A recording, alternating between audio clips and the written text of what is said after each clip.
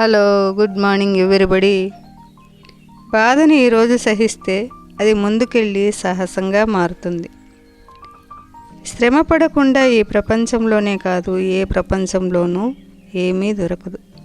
మన నీడ కూడా ఎండలో మనతోనే నిలబడుతుంది.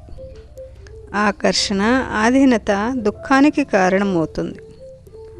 ఓడిపోకూడదు మనం. పరిస్థితులు మారుతాయి, మనుషులు మారుతారు, సమయము మారుతుంది. ఇబ్బందులు కనబడవు, కానీ చాలా గాయం చేస్తుంది. కనబడిన గాయాలు చేస్తుంది.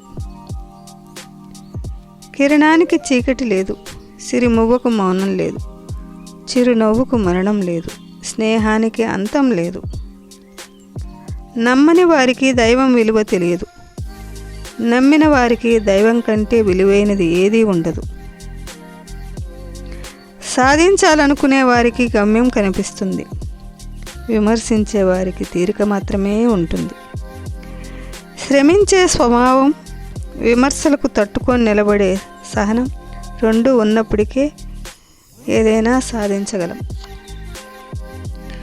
ఆచరిస్తూ చెప్పే మాటలకు ఆదరణ ఎక్కువ.